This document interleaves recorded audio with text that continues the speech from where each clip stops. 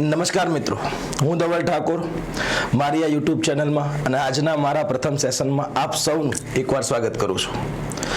મારા પાછળ બેકગ્રાઉન્ડમાં તમે થંબનેલ જોઈ શકો છો. જે આપણે મુદ્દો હું તમારી સમક્ષ લઈને આવ્યો છું એ છે ભારત અફઘાનિસ્તાન સંબંધો, ઇન્ડિયા અફઘાનિસ્તાન રિલેશન. આ મુદ્દો લાવવાની મારે જરૂર કેમ પડી?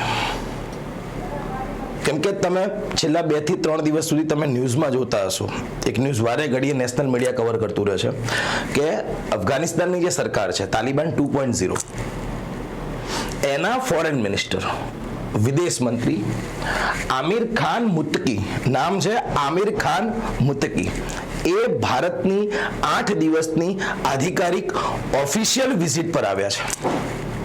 યાદ રાખજો, વિઝિટ કેવી છે? આધિકારિક ઓફિશિયલ. તો સર એમાં નવું શું છે અને એની ઉપર આટલો મોટો વિડીયો લાવવાની જરૂર કેમ પડી? ઘણા બધા દેશોના, એમ તો કેનેડાના અત્યારે મહામહિમ જે છે અહીંયા છે, ભારતમાં છે, આના પહેલા બીજા 2-3 દેશોના આવી ગયા. તો અફઘાનિસ્તાનમાં એવું તો શું છે કે એના વિદેશ મંત્રી આને તમે એની પર વિડીયો બનાવી રહ્યા છો? યાદ રાખજો, અફઘાનિસ્તાનમાં 2021માં અમેરિકાએ અફઘાનિસ્તાન છોડ્યું.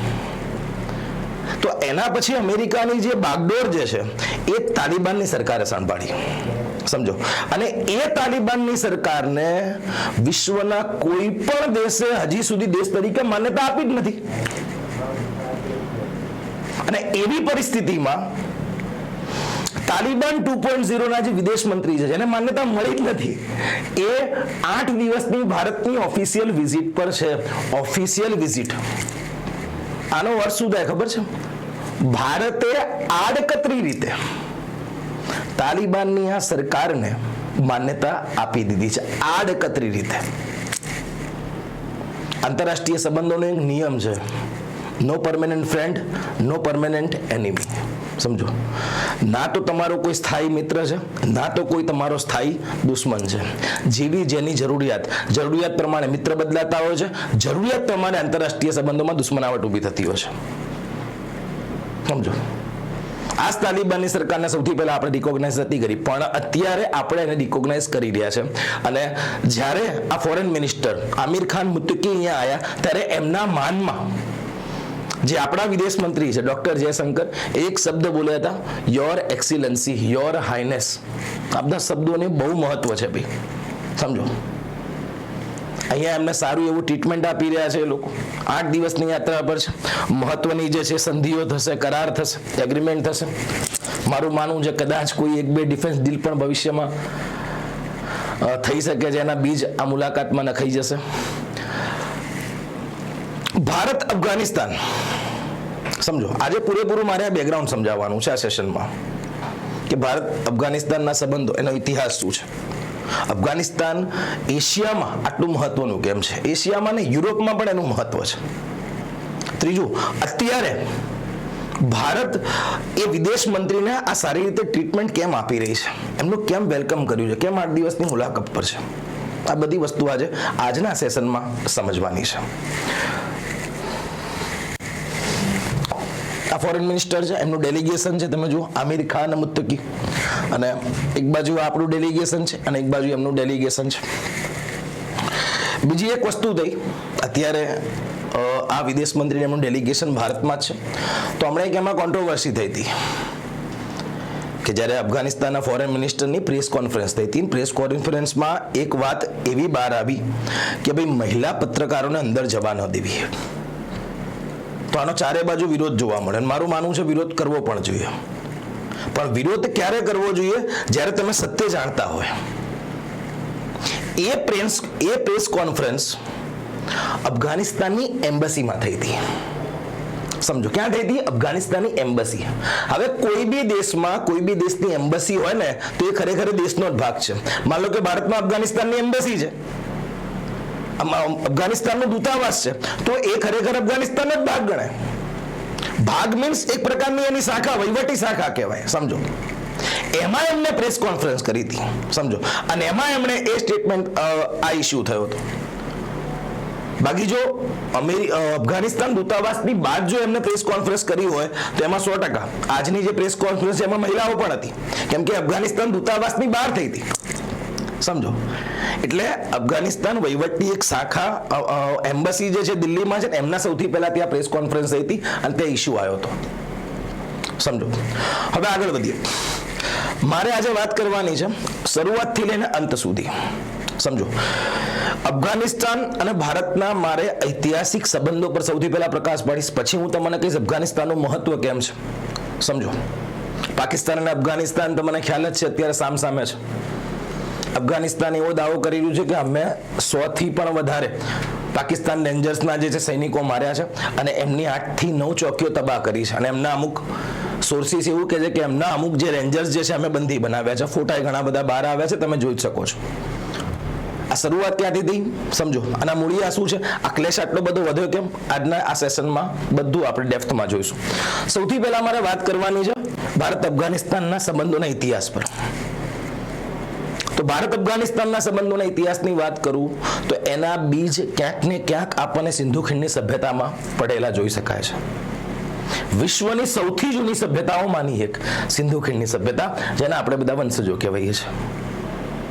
અને એ સિંધુ ખીણની સભ્યતાના 2 સ્થળ તમને ખ્યાલ જ છે. આ સભ્યતા મોટે ભાગે ભારત, પાકિસ્તાન અને થોડો ઘણો ભાગ અફઘાનિસ્તાનમાં ફેલાયેલો હતો. અને અફઘાનિસ્તાનનું એક બંદર છે, જુઓ, શોર્ટુગઈ.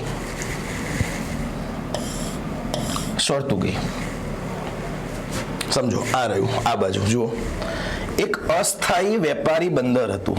ભારતની સૌથી જૂની સભ્યતાઓમાંની એક એનું અસ્થાયી વેપારી બંદર ક્યાં હતું? અફઘાનિસ્તાન. કેમ કે પહેલા અફઘાનિસ્તાન જેવું કંઈ હતું નહીં, ભારતનો જ ભાગ હતું ભાઈ.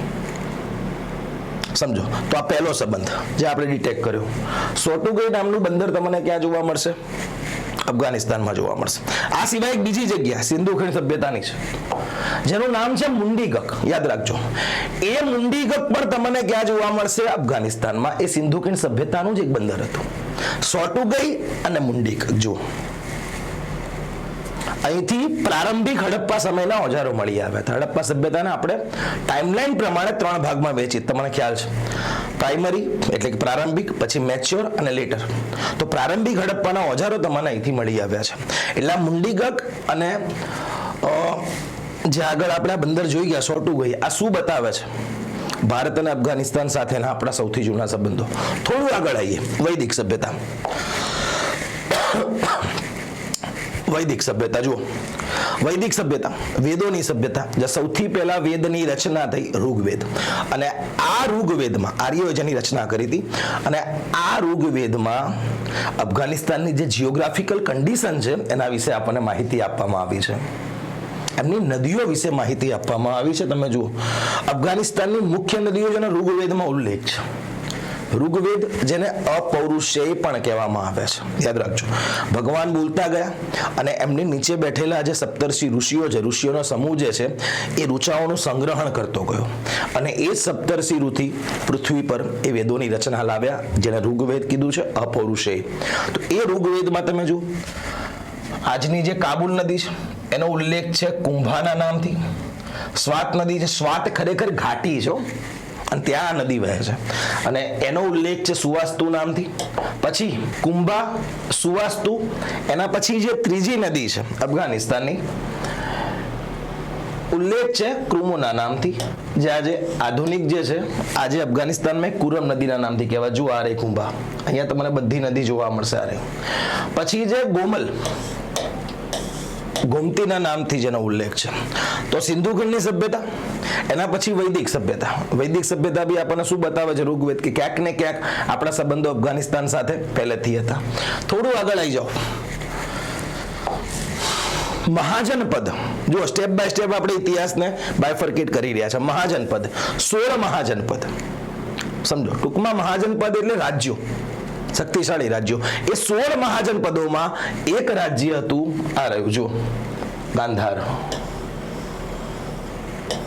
ગાંધાર આ એક શક્તિશાળી રાજ્ય, આ 16 મહાપ્રભુ. અને એની રાજધાની કઈ હતી? તક્ષશિલા. ભગવાન રામના જે ભાઈ છે ભરત, એ ભરતના દીકરા તક્ષકના નામ પરથી એ નગરનું નામ પડ્યું હતું તક્ષશિલા. યાદ રાખજો. અને ત્યાંનું જે અગત્યનું કેન્દ્ર હતું પુષ્કલાવતી. યાદ રાખજો. તે પણ ક્યાંનો ભાગ હતું? પેલા ભારતનો ભાગ હતું. આ સંબંધો બતાવે છે, આ ઇતિહાસ બતાવે છે. થોડું આગળ આવી જઈએ, ગાંધારી, મહાભારતમાં તમને આ પાત્ર, એક મહત્વનું પાત્ર જે છે એનો ઉલ્લેખ જોવા મળશે, માં ગાંધારી. તો એ માં ગાંધારી મૂળ ક્યાંના હતા? માં ગાંધારી અને શકુની મૂળ અફઘાનિસ્તાનના હતા. સમજો, સિંધુ ખીણની સભ્યતા, વૈદિક સભ્યતા, મહાજનપદ, મહાભારત, અને પછી આવી જાઓ મૌર્યકાળ. મૌર્યકાળમાં સિકંદરનો સેનાપતિ હતો એક સેલ્યુકસ નિકેતર, અને તે સમયે પાટલીપુત્રની ગાદી પણ કોણ હતો? ચંદ્રગુપ્ત મૌર્ય. તો સેલ્યુકસ નિકેતરે સામ્રાજ્ય વિસ્તારવા માટે ભારત પર હુમલો કર્યો.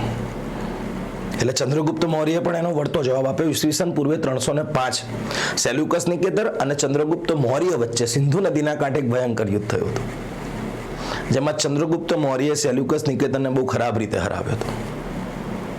અને હરાવ્યા બાદ શાંતિ સ્થાપિત કરવા માટે એક સંધિ થઈ. 4 થી 5 એની જોગવાઈઓ છે, પણ એમાંની એક જોગવાઈ એવી હતી કે સેલ્યુકસ નિકેતરે 4 પ્રાંત, હેરાત, કંદહાર, કાબુલ, અને ચોથો પ્રાંત છે બલુચિસ્તાન, 4 પ્રાંત ચંદ્રગુપ્ત મૌર્યને ભેટમાં આપ્યા. સમજો, તો તે આ 4 પ્રાંત જે છે એમાંથી 3 પ્રાંત, હેરાત, કંદહાર, કાબુલ, એ અફઘાનિસ્તાનમાં આવેલા છે. તો તે સમયે કોનો ભાગ બની ગયા? મૌર્ય સામ્રાજ્યનો, ભારતનો. યાદ રાખજો. થોડું આગળ જઈએ. સમ્રાટ અશોક, માથાભારે રાજાભાઈ. સમજો, ચંડાશક અને કામાશક જેવા ઉપનામ ધારણ કરે છે. શક્તિ પ્રદર્શન તો તમે જુઓ, 99 ભાઈઓને મારા છે. સમજો, હા, આંકડામાં થોડા લોચા છે, પણ બુકો એ રીતે જ લખે છે કે 99 ભાઈઓને મારા છે. 1 લાખ લોકોની કતલેઆમ કરે છે કલિંગમાં. આ એ અશોક કે જ્યારે બૌદ્ધ ધર્મ અપનાવ્યા પછી, સમજો, એ શાંતિનો રસ્તો અપનાવે છે અને લોકોને જીવન કેવું જીવવું જોઈએ, એમના રાજ્યના નીતિ નિયમો કેવા છે, એ બધું એ શિલાલેખો પર લખાવતો અને એના સામ્રાજ્યના મુખ્ય નગરોની વચ્ચે મૂકી દેતો. તો એવા 2 શિલાલેખ, સ્તંભાલેખ અફઘાનિસ્તાનમાંથી મળી આવ્યા છે. કયા? સમ્રાટ અશોકના. જુઓ, એક તો કાંધાર હાઈજેક, તમને ખ્યાલ છે ઘટના, એની પર મૂવી બી ઘણી બધી આવી ગયેલી છે. તો કાંધારનો દ્વિભાષી અભિલેખ, 2 ભાષામાં લખાયેલો. જુઓ, કાંધાર જેને કહેવામાં આવતું હતું શારેકુના, અને આમાં જે ભાષાઓ છે એક તો ગ્રીક છે અને એક તો અરમાઇક છે. તો આ શું બતાવે છે? ભારત અને અફઘાનિસ્તાન વચ્ચેના સંબંધો. પછી આગળ આવી જાઓ. આ ઉપરાંત અફઘાનિસ્તાનમાં લગમાન નામે સ્થળેથી આ પ્રકારનું તમને ઇન્સ્ક્રિપ્શન મળી આવ્યું છે. લગમાન અને કાંધારનો દ્વિભાષી અભિલેખ એ સમ્રાટ અશોકનું સામ્રાજ્ય બતાવે છે કે ત્યાં સુધી હતું. ક્લિયર છે? થોડું આગળ જઈએ. ઇન્ડો ગ્રીક જાતિ, મૌર્યકાળ પછી જ્યારે ભારતમાં અનુમૌર્યકાળ આવે છે, સમજો, શુંગ વંશ, કણવ વંશ, મૌર્ય વંશની ગાદી પર આવે છે, એવા સમયમાં ઇન્ડો ગ્રીક નામે વિદેશી જાતિનો હુમલો થયો હતો. ક્યાં? ભારત પર. તો સાહેબ, આના કઈ રીતે સંબંધો એસ્ટેબ્લિશ થયા ભારત સાથે? તો આ ઇન્ડો ગ્રીક જાતિએ ગાંધાર કબજે કર્યું, સાંસ્કૃતિક સંબંધો ડેવલપ થયા, ગાંધાર કબજે કર્યું, અને એ જ ગાંધારમાં એમણે ભારતના જેટલા બી ભગવાનો છે, ખાસ કરીને ભગવાન બુદ્ધ, એમની મૂર્તિઓ બનાવવાની શરૂઆત કરી. એટલે સૌથી પહેલી મૂર્તિ ક્યાં બની હતી? ગાંધારમાં. એટલે મૂર્તિ બનાવવાની શૈલીને નામ આપવામાં આવ્યું ગાંધાર શૈલી. યાદ રાખજો. તો શું આ સંબંધ નથી બતાવતા ભારત અને અફઘાનિસ્તાનના? બતાવે છે, સાંસ્કૃતિક સંબંધ. સમજો, થોડું આગળ જઈએ. કુષાણકાળ. ભાઈ, કુષાણકાળમાં સમજો, આનો મોટા ભાગનો ભૂભાગ તમને પાકિસ્તાન, અફઘાનિસ્તાનના વિસ્તારમાં જોવા મળશે. અને કુષાણ રાજાઓ તો એમાં ખાસ કરીને કનિષ્ક, જેને જીત્યો હતો રેશમ માર્ગ. રેશમ માર્ગ, સિલ્ક રૂટ, યાદ રાખજો. આ એ રસ્તો છે જ્યાંથી ચીન આખા વિશ્વમાં રેશમ મોકલતો હતો. એટલે એને કહ્યું, એ માર્ગને નામ શું મળી ગયું? રેશમ માર્ગ મળી ગયું. યાદ રાખજો. ક્લિયર છે? તો આ મેં તમને પ્રકાશ પાડ્યો ભારત અફઘાનિસ્તાનના સંબંધો. ટૂંકમાં અફઘાનિસ્તાન પહેલા ભારતનો જ ભાગ હતો, અને અત્યારે તમે જુઓ અફઘાનિસ્તાન અને ભારત વચ્ચે સંબંધો બહુ મજબૂત છે. કેમ મજબૂત છે ખબર છે? એનું મૂળ કારણ શું ખબર છે? People to people connectivity. People to people connectivity. જે દેશની પ્રજા જોડાયેલી હોય ને એકબીજા સાથે, એના સંબંધો સારા છે. પાકિસ્તાન સાથે આપણા સંબંધો ક્યારે ના સારા હોઈ શકે? આ ભિખારી સાથે. કેમ? પ્રજા જ ના જોડાય, એ બોન્ડિંગ બેસે જ નહીં. આપણે કેવું મિત્રતામાં જેની જોડે સારી બોન્ડિંગ બેસે, સમજો લાગણી મળે, ભાવ મળે, એ આપણો સારો મિત્ર. અને એક બીજો વ્યક્તિ જે ગમે તેવું સારું બોલતો હોય, સમજો ગમે તેવું મીઠું મીઠું બોલતો હોય, પણ એની જોડે લાગણી જ ના બેસતી હોય તો સંબંધો છે ના. એટલે પીપલ ટુ પીપલ કનેક્ટિવિટી બહુ મહત્વની હોવી જોઈએ. સાંસ્કૃતિક સંબંધ. ભારતની સોફ્ટ પાવર કામ કરી ગઈ છે અફઘાનિસ્તાનમાં. જેવું અફઘાનિસ્તાનમાં ભારતનું નેટવર્ક છે ને એવું અમેરિકાનું બી નથી. બરાબર 20 વર્ષ ત્યાં રહ્યું અમેરિકા. સમજો આ વસ્તુ. તો હવે મારે એ સમજાવવાનું છે અફઘાનિસ્તાનનું આટલું બધું મહત્વ કેમ છે. કેમ કે તમે જો યુએસએસઆર નો ભાગ હતું, એ અમેરિકાએ હુમલો કર્યો. અમેરિકા હમણાં સુધી 2021 સુધી રહ્યું, અને પછી નાટો સેનાએ ઉતરી હતી. તો આટલું બધું મહત્વનું કેમ છે અફઘાનિસ્તાન? તેના 2 થી 3 કારણો છે, યાદ રાખજો. પહેલું કારણ સમજો, એની જીઓગ્રાફિકલ લોકેશન સ્ટ્રેટેજિક લોકેશન પર આવેલું છે. સમજો કઈ રીતે?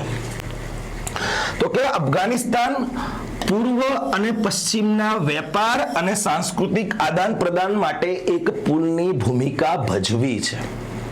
કઈ રીતે ભજવી છે? રેશમ માર્ગના માધ્યમથી. મેં હમણાં જ વાત કરી સિલ્ક રૂટ. ચીનથી ચાલુ થતો હતો, તમે જુઓ, અને એ સિલ્ક રૂટ અફઘાનિસ્તાન થઈને તમને ઈરાન થઈને ભૂમધ્ય સાગર થઈને યુરોપમાં નીકળતો હતો. સમજો, એટલે જે બી યુરોપની જાતિને ભારતમાં આવવું હોય, કેમ કે ભારત હજારો વર્ષોથી વેપાર માટે લોકો અહીંયા આવ્યા છે. એ રોમન સામ્રાજ્યથી લઈને હોય કે 19મી સદીમાં પોર્ટુગીઝો હોય, અંગ્રેજો હોય, ડચ હોય, તો બધા મોટે ભાગે શરૂઆતમાં આ જ રસ્તાથી આવતા હતા. સમજો, અને અફઘાનિસ્તાનમાં એક પર્વતમાળા છે જેનું નામ છે હિન્દકુશ પર્વતમાળા. કઈ? હિન્દકુશ પર્વતમાળા. અને આ હિન્દકુશ પર્વતમાળાનો એક ઘાટ છે ખૈબર ઘાટ, ખૈબર પાસ. ભારતમાં જેટલી બી વિદેશી જાતિઓ અલગ અલગ કારણોથી ભારતમાં આવી છે, કોઈ વેપાર કરવા આવ્યું છે, કોઈ ભારત પર સામ્રાજ્ય સ્થાપિત કરવા આવ્યું છે, કોઈ ભારતને લૂંટવા આવ્યું છે, કોઈ અહીંયા સાહિત્યની ચોરી કરવા આવ્યું છે, તો એ જેટલી બી જાતિઓ આવીને એ અફઘાનિસ્તાનમાં આવેલા આ હિન્દકુશ પર્વતમાળાના ખૈબર ઘાટમાંથી આવી છે. એટલે અહીંયા લખેલું છે કે અફઘાનિસ્તાન જે છે એ ભારત અને બીજા દેશો સાથે કનેક્ટિવિટી પ્રદાન કરતું એક મહત્વનું માધ્યમ છે. સિકંદર તમે જોજો આ ઘાટ ઓળંગીને આવ્યો છે. સમજો, બાબર મૂળ અહીંથી આવ્યો છે, ઘોરી મૂળ અહીંથી આવ્યો છે. કનેક્ટિવિટી સમજો. અને એક આ રોડ જુઓ, અહીંયા કલકત્તા બંદર છે, તામ્રલિપિ. અને કલકત્તા એટલે કે તામ્રલિપિ બંદરથી તક્ષશિલા સુધી ચંદ્રગુપ્ત મૌર્યએ એક રોડ બંધાવ્યો હતો. તામ્રલિપિથી કલકત્તાથી ક્યાં? તક્ષશિલા સુધી. સમજો, અને એ રોડ તક્ષશિલાથી જતો હતો ગાંધાર બાજુ, અને ત્યાંથી એ કનેક્ટ ક્યાં થતો હતો? રેશમ માર્ગ સાથે. એટલે ભારતના વેપારીઓને બી જો બહાર વેપાર કરવો હોય ને તો એ બી આ રૂટનો ઉપયોગ કરતા હતા. એટલે સ્ટ્રેટેજિકલી અફઘાનિસ્તાનનું મહત્વ બહુ છે ભાઈ. સમજો, કેમ કે સિલ્ક રૂટ ત્યાંથી નીકળે છે, તમને કનેક્ટિવિટી આપે છે. કનેક્ટિવિટી મળે એટલે તમારો વેપાર વધે, વેપાર વધે એટલે તમારી આર્થિક સમૃદ્ધિ વધે, આર્થિક સમૃદ્ધિ વધે એટલે તમારી સેના બી મજબૂત થાય, અને પછી તમે સેનાના માધ્યમથી વિશાળ સામ્રાજ્યની સ્થાપના કરી શકો. નિયમ છે ભૈયા. વધીએ આગળ. જો વેપારનું કેન્દ્ર છે ભાઈ મોટે ભાગે.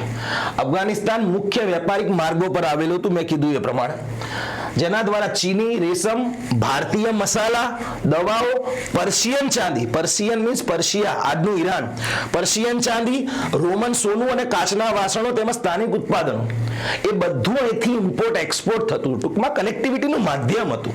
યાદ રાખજો. આગળ વધીએ. Nexus of trade. બીજું, તમે અફઘાનિસ્તાનના મુખ્ય શહેરો જોઈ લો.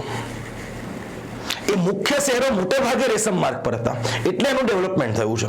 અને એટલે તમે જુઓ, સેલ્યુકસ નિકેતરે ચંદ્રગુપ્તને એમાંથી 1-2 શહેરો આપ્યા છે. એમાં જુઓ, આ હેરાત આપ્યું હતું, હેરાત, કંધાર, કાબુલ અને બલુચિસ્તાન. તો જુઓ, કાબુલ, કંધાર, આ ત્રણ પ્રદેશો કોણે આપ્યા હતા? સેલ્યુકસ નિકેતરે. કોને? ચંદ્રગુપ્ત મૌર્યને. કેમ આપ્યા? ત્રણ જ પ્રદેશો કેમ આપ્યા?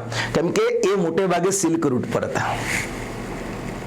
બીજો પ્રાંત છે બાલ્ખ પ્રાંત, અને પછી સૌથી મહત્વનું બામિયાન.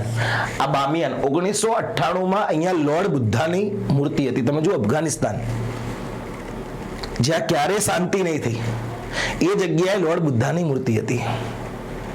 સમજો.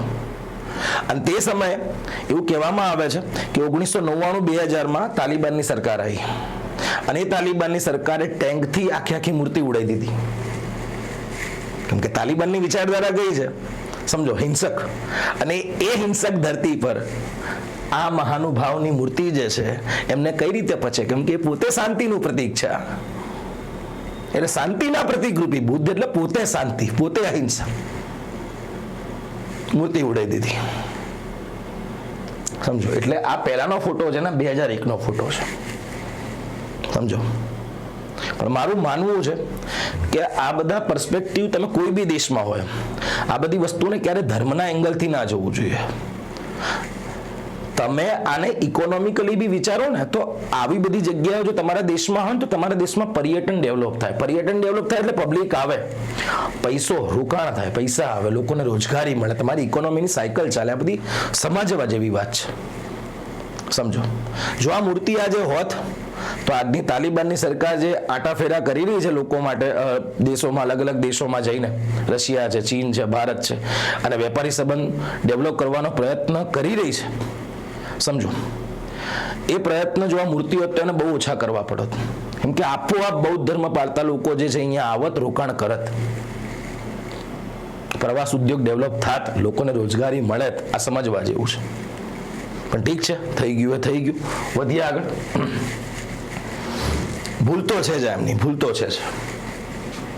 હવે આગળ હિન્દકુશ પર્વતમાળા મેં તમને કીધી, જો આ રહી હિન્દકુશ પર્વતમાળા. પામીરનો જે ઉચ્ચ પ્રદેશ છે, એ ઘાટ છે, એ પામીરની ઘાટમાંથી આ બાજુ હિમાલય નીકળે છે, આ બાજુ પાકિસ્તાનમાં સુલેમાન નીકળે છે, અને એ જ ઘાટમાંથી હિન્દકુશ નીકળે છે. અને એ હિન્દકુશ પર્વતમાળાનો કયો ઘાટ હતો? ખૈબર ઘાટ, જ્યાંથી મોટે ભાગે ભારતમાં લોકો આવતા હતા, વેપાર માટે આવતા હતા, બીજા ઘણા બધા કારણોમાંથી આવતા હતા. વધી આગળ. જો આ બધું એ જ સમજાયું છે મેં. ખૈબર ઘાટ, આ સંબંધ સમજાયેલો છે. આ સિવાય 19મી સદીમાં જ્યારે સંપૂર્ણ ભારત જે છે એ કંપની, ઈસ્ટ ઇન્ડિયા કંપનીના કંટ્રોલમાં ગયું, ત્યારે એ ઈસ્ટ ઇન્ડિયા કંપનીએ પણ અફઘાનિસ્તાનને કંટ્રોલમાં લેવા માટે 3 અફઘાન યુદ્ધ કર્યા હતા. જો એનો ડેટા બધો મેં અહીંયા આપેલો છે, પણ એક ઓવરવ્યુ લઈ લઈશું આપણે. પ્રથમ અફઘાન વિગ્રહ 1837 થી 43 થયો હતો. બીજો અફઘાન વિગ્રહ 1878 થી 1880 ના સમયમાં થયો હતો. અને ત્રીજો અફઘાન વિગ્રહ, જુઓ ટાઈમલાઈન નોટ કરજો, વર્ષ 1919 થયો હતો. સમજો. એમાં ત્રીજા અફઘાન વિગ્રહનું પરિણામ હતું કે અફઘાનિસ્તાન જે છે બ્રિટિશ ચંગુલમાંથી મુક્ત થયું, આઝાદ થયું. અહીંયા અફઘાન જાતિ બહુ ભયંકર રીતે લડી હતી. અને તમે એ તો જોઈ શકતા હતા ભાઈ નજીકના ઇતિહાસમાં, એ અફઘાન જાતિ, એ તાલિબાનીઓએ ક્યારે અમેરિકાને નહીં ગાંઠ્યું, નાટોને નહીં ગાંઠ્યું, સોવિયતને નહીં ગાંઠ્યું. સમજો. આ વિગ્રહ બાદ હવે સમજો પરિસ્થિતિ શું છે. હવે આપણે ક્રોનોલોજી સમજીશું. 1919 પછી આ વિગ્રહ બાદ 19 ઓગસ્ટ 1919 ના રોજ, જો ઓગસ્ટ ક્રાંતિનો મહિનો, વિશ્વની કોઈ બી મોટા ભાગની ઘટનાઓ તમે જો ઓગસ્ટ મહિનામાં થાય છે. તો 1919 ના રોજ અફઘાનિસ્તાનને બ્રિટિશ પ્રભાવમાંથી સંપૂર્ણ સ્વતંત્રતા મળી. આ યુદ્ધે બ્રિટિશ તાજના અફઘાનિસ્તાન પરના ભૌગોલિક રાજકીય પ્રભાવનો અંત આવ્યો. સમજો. અફઘાનિસ્તાન બ્રિટિશ પ્રભાવમાંથી સંપૂર્ણપણે મુક્ત થયું. એટલે 1919 પછીની પરિસ્થિતિ શું છે આપણે હવે ક્રોનોલોજી પ્રમાણે સમજીશું. કઈ રીતે તાલિબાન આવે છે, કઈ રીતે સોવિયત યુનિયન આવે છે, કઈ રીતે અમેરિકાની એન્ટ્રી થાય છે. તો જુઓ, હવે 1919 પછીનો મુખ્ય રાજકીય યુગ સમજો. એક ઓવરવ્યુ લઈશું. 1919 થી લઈને 1973 સુધી જેવું આઝાદ થાય છે બ્રિટનના ચંગુલમાંથી, ત્યાં રાજાશાહી શાસન આવે છે. પણ રાજાઓ બધા કેવા હતા? સુધારાવાદી. એ લોકો રિફોર્મમાં માનતા હતા. સમજો. એમાં રિફોર્મમાં અહીંયા બધા લખેલા છે, પણ આપણે ઓવરવ્યુ લઈશું. જેમ કે પહેલો રાજા તમે જુઓ, રાજા અમાનુલ્લા ખાન સુધારાવાદી રાજા કહેવાય છે, સમજો. પછી જે ઝહીર શાહ, યાદ રાખજો, એને બંધારણ લાગુ કરવાનો પ્રયત્ન કર્યો છે અને લોકશાહી ઢબે શાસન ચાલે એને એવો બી પ્રયત્ન કર્યો છે, યાદ રાખજો. અમાનુલ્લાહ, ઝહીર શાહ. અને થયું શું સમજો. હવે ઘટના કેવી છે કે 1973 રાજા ઝહીર શાહ, હું ક્રોનોલોજી સમજાવીશ. રાજા ઝહીર શાહ જ્યારે વિદેશમાં હતા ત્યારે તેમના પિતરાઈ ભાઈ, જેનું નામ છે દાઉદ ખાન, એ દાઉદ ખાને વિદ્રોહ કર્યો અને વિદ્રોહ કરીને રાજાશાહી સરકારને પાડી નાખી. સમજો, રાજાશાહી એ લોકોએ પૂરી કરી નાખી અને એની જગ્યાએ અફઘાનિસ્તાનમાં પ્રજાસત્તાક શાસનની શરૂઆત થઈ. પ્રજાસત્તાક, પ્રજાના હાથમાં સત્તા છે કે રાજાશાહી બંધ કરો. એનો પિતરાય ભાઈ રાજાનો, કોણ? દાઉદ ખાન. સમજો, પ્રજાસત્તાક શાસનની સ્થાપના કરી અને આગળ જતા આ જ પ્રજાસત્તાક શાસનને, કેમ કે હવે અફઘાનિસ્તાનમાં 1973 પછી અસ્થિરતા આવશે, સમજો, આ જ પ્રજાસત્તાક શાસનને થોડા જ સમયમાં સૌર ક્રાંતિ દ્વારા, કઈ ક્રાંતિ? સૌર રિવોલ્યુશન. એ સૌર રિવોલ્યુશન દ્વારા 1978માં સામ્યવાદી પક્ષે ઉખાડીને ફેંકી દીધું. એ પ્રજાસત્તાક શાસનને કઈ વિચારધારાએ? સામ્યવાદી વિચારધારા. વિશ્વમાં બે પ્રકારની વિચારધારાઓ છે, મૂડીવાદી અને સામ્યવાદી. ભારત વચ્ચે છે આ બંને, સમજો. એને અમુક મૂડીવાદીના લક્ષણો અપનાવ્યા છે, અમુક સામ્યવાદના લક્ષણો અપનાવ્યા છે. યુદ્ધ ખરેખર બે વિચારધારાઓનું જ છે. અમેરિકા જે મૂડીવાદી વિચારધારામાં માને છે, રશિયા જે છે એ સામ્યવાદી. ખરેખર આ વિચારધારાઓનો ક્લેશ છે અને એમાં આજે તમે પરિસ્થિતિ જોઈ શકો છો ક્યાં સુધી બદતર થઈ છે વિશ્વની. તો અહીંયા સામ્યવાદી પક્ષ સરકાર પર આવે છે. હવે સામ્યવાદી એટલે તમે કોણ સમજો. સામ્યવાદી એટલે કઈ વિચારધારા? રશિયાને માનતી વિચારધારા, કેમ કે રશિયા બી એ સરકારમાં એ વિચારધારામાં માને છે. એટલે હવે થયું શું તમે સમજો. અહીંથી રાજનીતિ ચાલુ થાય છે 1979 થી. એ સામ્યવાદી સરકાર હતી. એ સામ્યવાદી સરકારને ઉખાડીને ફેંકી દેવા, કેમ કે આ વિચારધારા કોના વિરોધમાં હતી? અમેરિકાના. અને અમેરિકાનો પ્રયત્ન વર્ષોથી એ જ છે કે જ્યાં અમારા વિરોધમાં શાસન ચાલે, અમારી વિચારધારાના વિરોધમાં શાસન ચાલે, ત્યાં બળવો કરાવો, સરકારને ઉખાડીને ફેંકી દો અને એની જગ્યાએ કોઈ નવી પપેટ સરકાર બેસાડો, કઠપુતળી સરકાર, કે જે અમેરિકા કે એ જ થાય. બાંગ્લાદેશમાં એ જ થયું. પાકિસ્તાન તો એ છે જ. અમેરિકા જે જેમ બિસ્કુટ ફેંકે ને કે લઈ જા બેટા, તો પાકિસ્તાન દોડતું દોડતું આવે. એ તો પાલતુ કૂતરો છે, સમજો. ઈરાકમાં સદ્દામ હુસેનને ઉખાડીને ફેંકી દીધો, લિબિયામાં ગદ્દાફીની સરકારને ઉખાડીને ફેંકી દીધી, સિરિયામાં બસતની સરકારને ઉખાડીને ફેંકી દીધી. આ અમેરિકાએ પોતાના સ્વાર્થ માટે. એ જ પરિસ્થિતિ હવે અહીંયા બની રહી છે અફઘાનિસ્તાનમાં. 1979માં સામ્યવાદી સરકારને, રશિયાની જે વિચારધારા ધરાવતી આ સરકારને ઉખાડી ફેંકવા માટે સમજો અમેરિકા, યુરોપના દેશો અને પાકિસ્તાન. સમજો, અમેરિકા, યુરોપના દેશો અને આ ભિખારી પાકિસ્તાન, આ બધા ભેગા થયા અને એ સામ્યવાદી સરકારને ઉખાડી ફેંકવાનો પ્રયત્ન કર્યો. એટલે એ સરકારને સપોર્ટ કોણે આપ્યો ખબર છે? તે સમયના યુએસએસઆર, સોવિયત યુનિયન. એટલે એ સરકારને પડતી બચાવવા માટે, કેમ કે અમેરિકા ખેલ કરી રીતે સરકારને ઉખાડી નાખવા, એ સરકારને બચાવવા માટે યુએસએસઆર ક્યાં આવ્યું? અફઘાનિસ્તાનમાં. 1979માં અફઘાનિસ્તાનમાં સોવિયત યુનિયનની એન્ટ્રી થઈ. સમજો, હવે રશિયાનો કંટ્રોલ આવી રહ્યો, યુએસએસઆરનો કંટ્રોલ આવી રહ્યો છે. સમજો. તો હવે અમેરિકા, તમે જુઓ, અમેરિકા ડાયરેક્ટ કોઈ જગ્યાએ યુદ્ધમાં નહીં ઉતરે, ડાયરેક્ટ કોઈ જગ્યાએ નહીં ઉતરતો. સમજો, એ કોઈના ખભા પર બંદૂક બોડે છે. અત્યારે બી યુક્રેન જુઓ, ડાયરેક્ટ ક્યારે નહીં ઉતર્યું રશિયા સામે. યુક્રેનને બિચારાને હલવાઈ દીધો કે તું જા. તો તો અહીંયા હવે આ જે યુએસએસઆરનો પ્રભાવ છે એ યુએસએસઆરના પ્રભાવને અફઘાનિસ્તાનમાંથી સંપૂર્ણ રીતે નાશ કરવા માટે અમેરિકા, યુરોપિયન યુનિયન અને પાકિસ્તાન આમાં મેન કામ કરતું હતું, કેમ કે પાકિસ્તાનની ધરતીનો ઉપયોગ અમેરિકાએ કર્યો હતો અફઘાનિસ્તાનમાં ઓપરેશન કરવા માટે. જેટલા બી ઓપરેશન છે પાકિસ્તાનની ધરતી પર થયા છે. એટલે જ અત્યારની તાલિબાન સરકાર જુઓ એમને ગાંઠતી જ નથી પાકિસ્તાન, બંને દુશ્મનો છે કે તમે તો અમારા દુશ્મન છો. તો હવે આ લોકોએ શું કર્યું? આ લોકોએ સરકારને ઉખાડી ફેંકવા માટે તેના જે વિદ્યાર્થીઓ છે ને, વિદ્યાર્થીઓ સમજો, કોઈ બી મોટું આંદોલન ક્યારે સૌથી ઉગ્ર થાય ખબર છે? કે જ્યાં વિદ્યાર્થીઓ જોડાય. જેમ કે નેપાળમાં જોઈ લો જેન ઝી આંદોલન, બાંગ્લાદેશમાં જોઈ લો આખી સત્તા ઉખાડીને ફેંકી દીધી વિદ્યાર્થીઓ. તો આ લોકોએ ત્યાંના વિદ્યાર્થીઓના હાથમાં હથિયાર આપ્યા અને વિદ્યાર્થીઓને ઉર્દુ ભાષામાં શું કહેવાય ખબર છે? ત્યાંની અરબી કે જે બી ઉર્દુ ભાષામાં એ વિદ્યાર્થીઓને કહેવાય તાલિબ. વિચાર કરો, વિદ્યાર્થીઓના હાથમાં હથિયારો આપ્યા છે અને વિદ્યાર્થીઓને શું કહેવાય? તાલિબ. અને તાલિબ પરથી શબ્દ આવ્યો તાલિબાન. આ રીતે એક વિચારધારાનો ઉદય થાય છે. આ વિચારધારાને કોણ ફંડિંગ કરી રહ્યું હતું, કોણ સ્પોન્સર કરી રહ્યું છું?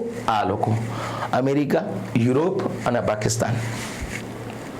કોને ઉખાડી ફેંકવા માટે? યુએસએસઆર સમર્થિત સરકારને ઉખાડી ફેંકવા માટે. એટલે અહીંયા હવે સોવિયત યુનિયન અને આજે અમેરિકા સમર્થિત જે આ સમૂહ ઊભું થયું છે એ લોકો વચ્ચે યુદ્ધ થયું.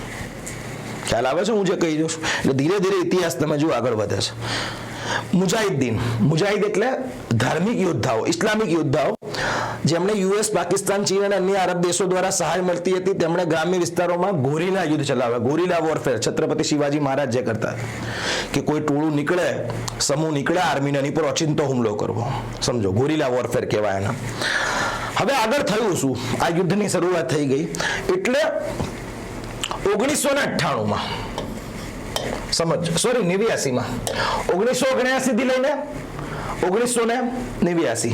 પહેલા આપણે શું થઈ ગયો? 1919 થી એના પછીનો ઇતિહાસ, અને પછી 1979 થી લઈને 1989 સુધીનો ઇતિહાસ. તો આમાં થયું શું? સોવિયત નેતા હતા મિખાઇલ ગોર્બાચોવ, બહુ મોટું માથું છે ભાઈ. એમના નેતૃત્વ હેઠળ સોવિયત સેનાએ 1989 ની આસપાસ અફઘાનિસ્તાન સંપૂર્ણપણે છોડી દીધું. એટલે ટૂંકમાં જે અમેરિકન, પાકિસ્તાન લોકો કરવા માંગતા હતા એ કરી નાખ્યું. અહીંયાથી નીકળી ગયા સોવિયત યુનિયન વાળા. અને આ પીછેહટ પાછળ, આ પીછેહટ થઈ એના કારણે સોવિયત યુનિયનનું એવું કહેવામાં આવે છે કે વિઘટન થયું અને પછી રશિયા અસ્તિત્વમાં આવ્યું. સમજો, આ મૂળ કારણ કહી શકાય, અથવા તો ઘણા બધા કારણોમાંનું એક કહી શકાય. હવે આગળ વધીએ. હવે અફઘાનિસ્તાનની પરિસ્થિતિ શું છે? કેમ કે રશિયા તો જતું રહ્યું છે, સોવિયત યુનિયન તો જતું રહ્યું છે. તો હવે જુઓ, સોવિયત સેનાની પીછેહટ પછી પણ અફઘાનિસ્તાનમાં ગૃહયુદ્ધ ચાલુ રહ્યું, જે આખરે 1992માં સામ્યવાદી સરકારના પતન તરફ દોરી ગયું અને પાછળથી તાલિબાનના ઉદય માટેનું કારણ બન્યું. કેમ કે જે તાલિબાન લડતું હતું રશિયાની સેના, રશિયાના વિરોધમાં, એ જ તાલિબાન હવે ત્યાં સરકાર બનાવે છે. 1992-93 પછી એ દોર ચાલુ થાય છે તાલિબાન, જેને આપણે કહીએ છીએ તાલિબાન 1.0. 2021 બની જે અફઘાનિસ્તાનમાં આવીને એને કહીએ આપણે તાલિબાન 2.0. યાદ રાખજો. હવે આગળ જુઓ તો સાહેબ, અમેરિકાએ સપોર્ટ કર્યો છે તાલિબાનને ઉભો કરવામાં, ફંડિંગ કર્યું છે. પાકિસ્તાનનો સૌથી મોટો રોલ પાકિસ્તાનનો છે. તો સાહેબ, અમેરિકા અફઘાનિસ્તાનમાં યુદ્ધ કેમ કરી રહ્યું છે? તાલિબાનને એ તો મિત્ર હોવા જોઈએ ને, સપોર્ટ કર્યો છે. તો એ મૂળ કારણ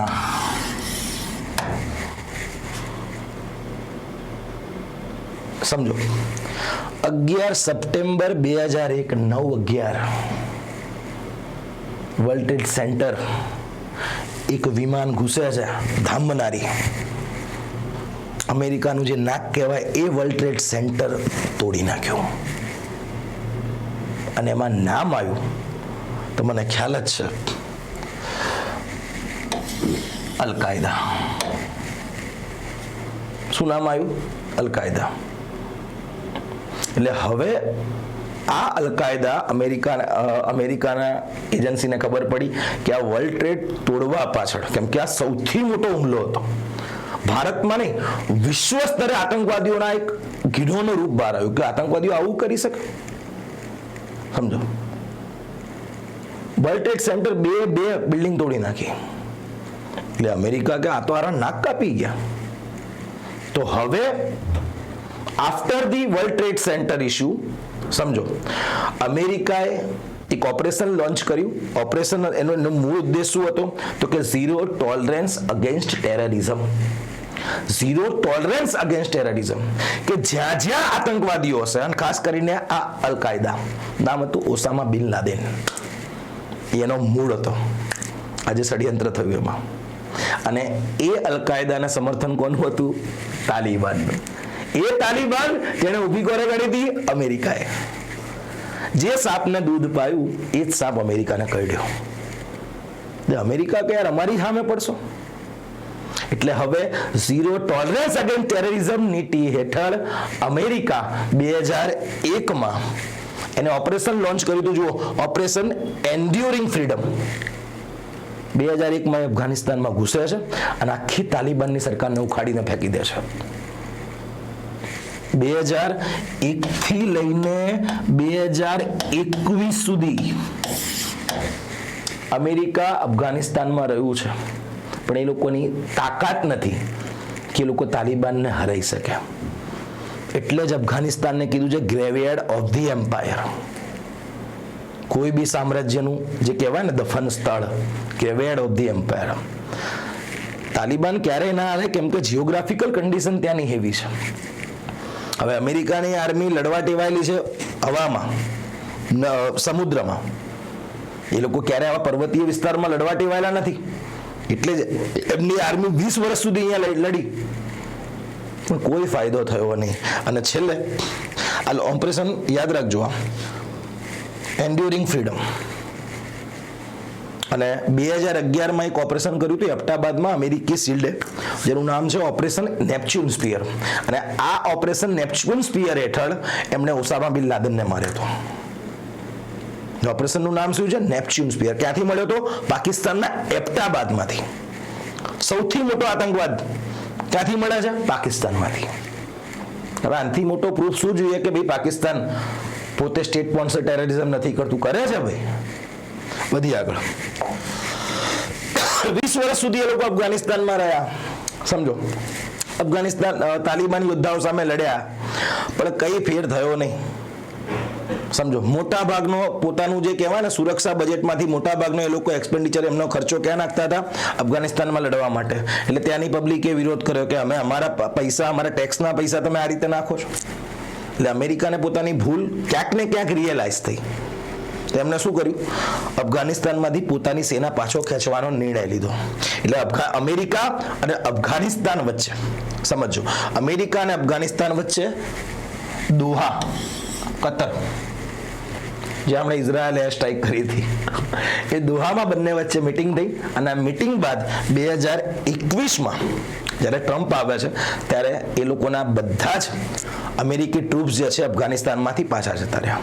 એટલે જેવા અફઘાનિસ્તાનથી અમેરિકી ટ્રુપ નીકળ્યા, અફઘાનિસ્તાનની સરકાર, તાલિબાન, જે નવી સરકાર આવી એ કહેવાય તાલિબાન 2.0. અને એના એક વિદેશ મંત્રી છે આમિર ખાન મુત્તકી, જે અત્યારે ક્યાં છે? ભારતમાં 8 દિવસની વિઝિટ.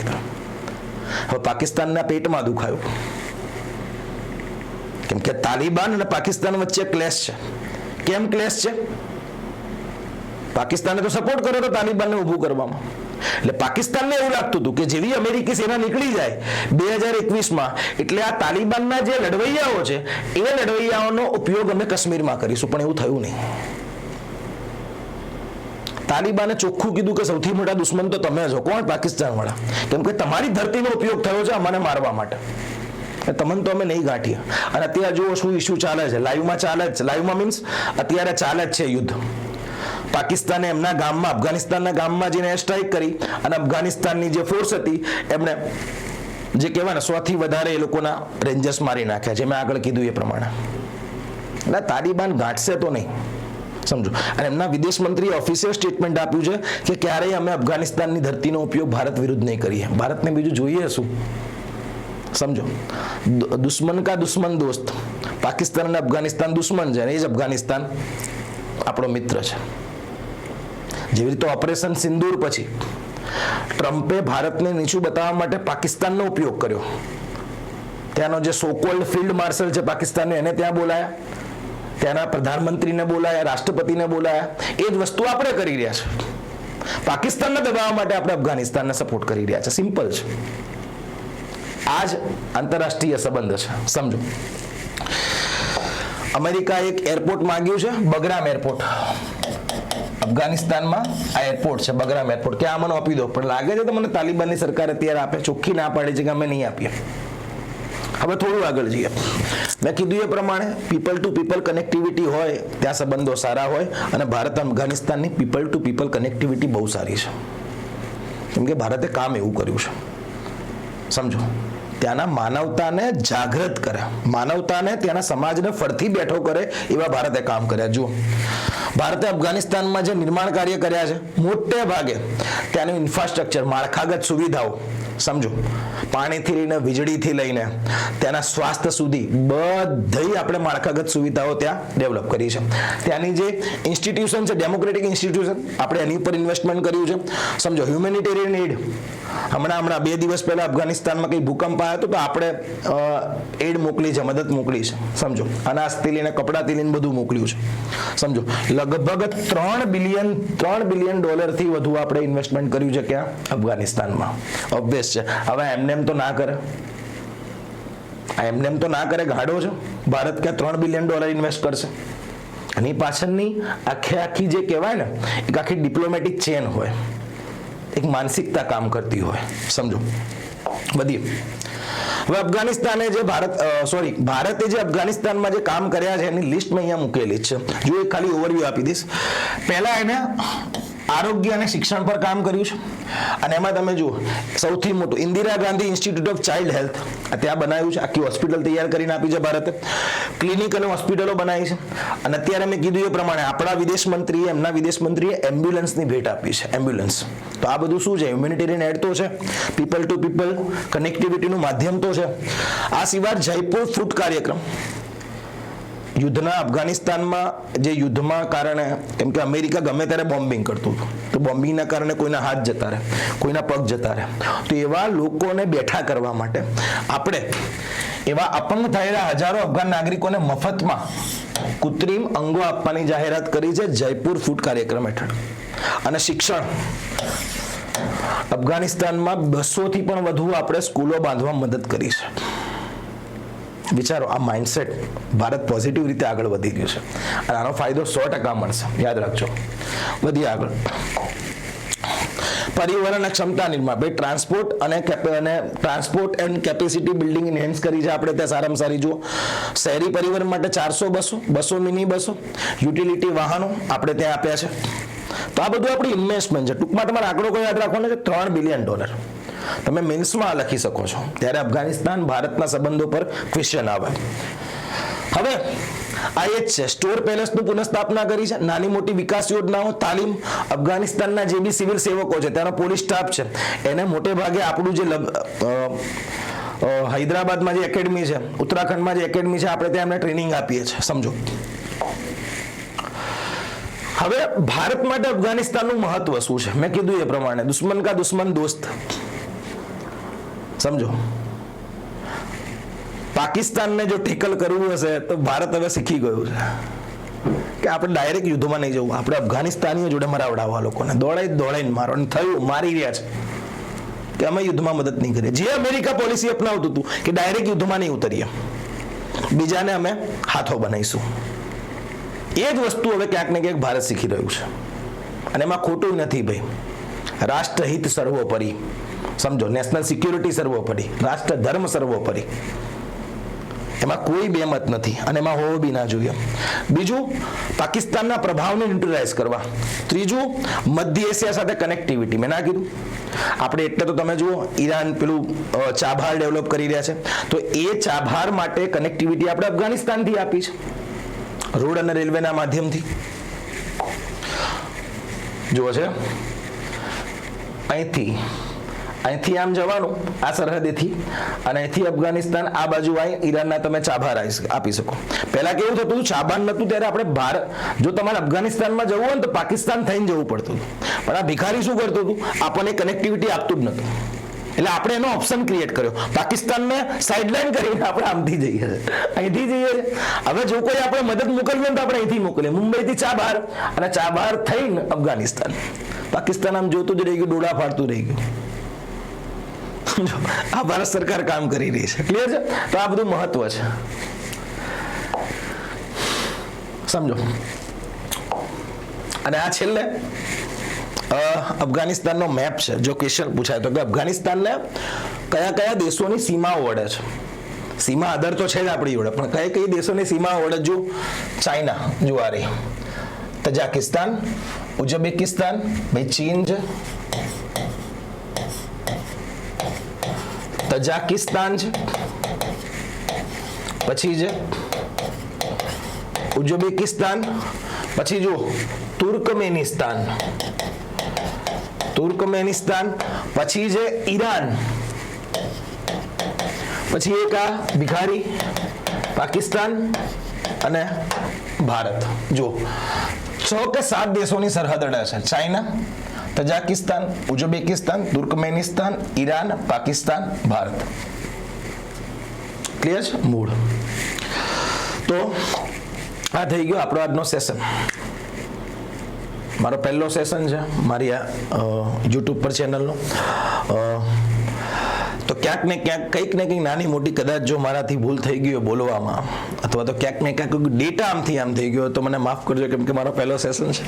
તો આજના સેશનમાં આપણે અહીં સુધી રાખીએ, પણ અહીંથી હવે હું પ્રયત્ન કરીશ કે આવા ડિપ્લોમેટિક જે મુદ્દા છે, અથવા તો અમુક એવા મુદ્દા જે ખરેખર લોકો સુધી પહોંચાડવાની જરૂર છે, જે આપણા exam point of view, mains interview point of view કામના છે, તો આપણે બધા મુદ્દાને આપણી આ ચેનલના માધ્યમથી હું હવે તમારી સમક્ષ મૂકવાનો પ્રયત્ન કરીશ. તો મળીએ કંઈક નવા મુદ્દા સાથે. ત્યાં સુધી આપ સૌને ધવલ ઠાકોર વતી જય હિન્દ, જય ભારત.